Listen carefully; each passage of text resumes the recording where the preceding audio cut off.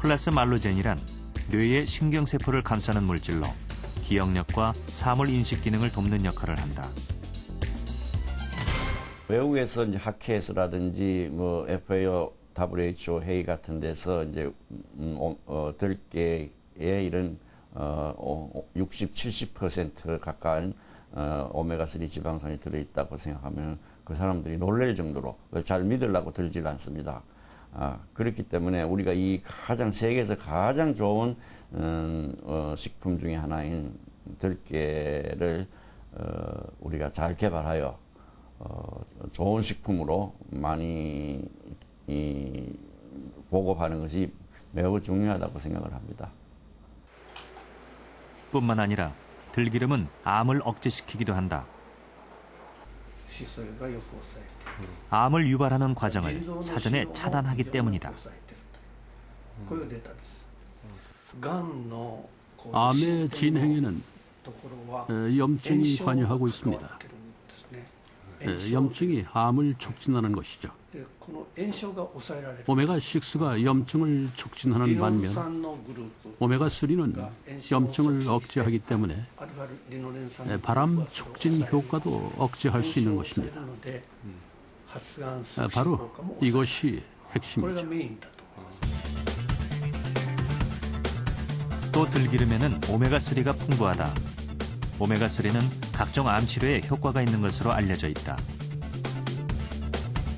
오메가3는 유방암이나 대장암 발병의 위험을 낮추는 것으로 보고되고 있다. 또 오메가3 성분이 아닌 들기름 자체로 연구한 사례도 더 있다. 지방의 25%를 들기름으로 섭취하자 대장암의 위험이 낮아진 것이다. 유리산소가 동맥경화도 일으키고 또 우리 유전자, 정상적인 유전자를 돌연변이시켜서 암화되는데 그걸 억제시켜주는 효과가 있거든요. 이게 이 불포화 지방산이라는 것이 그 자체 효과도 있고 또 간접적인 이런 발암 억제 작용이 굉장히 중요한 효과입니다.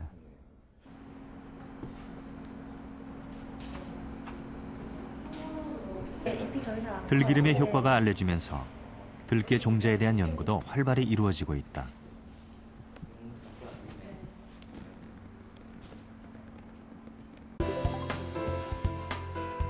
재래 들깨에 비해 오메가3의 함량이 약 10% 가까이 높은 안유 들깨.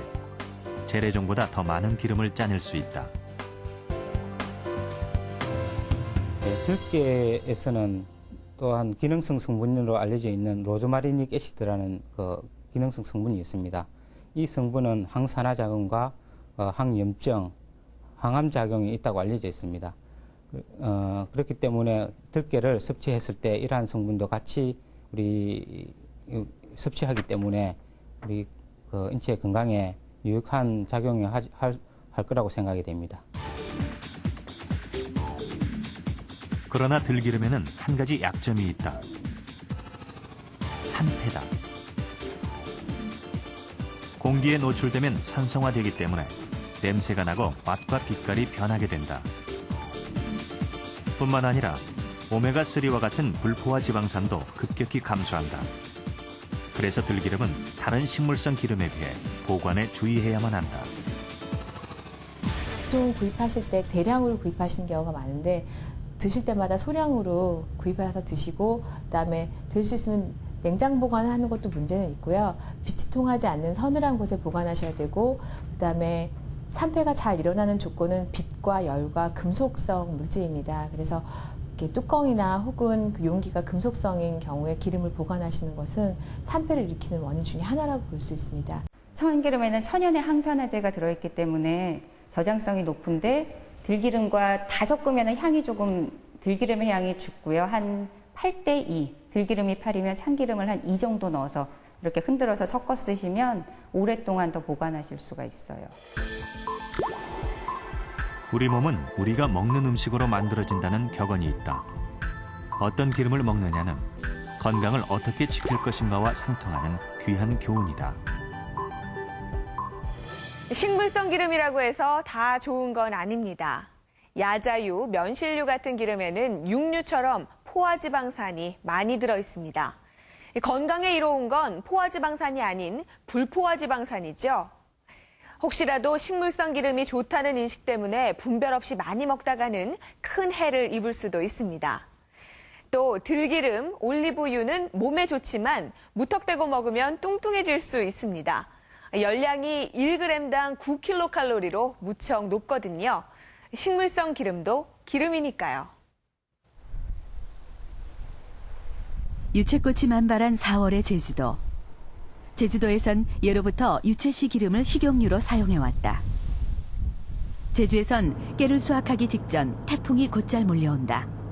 참깨, 들깨 농사는 망치기 일쑤다.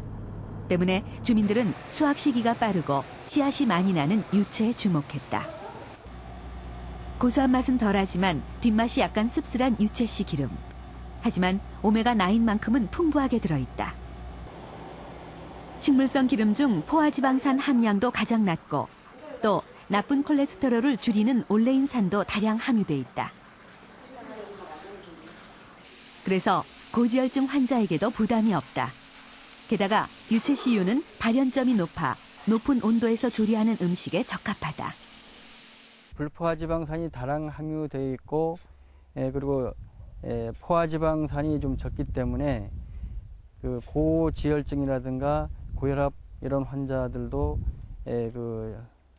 섭취에도 큰 무리가 없는 그런 좋은 식품이라고 생각이 들어집니다.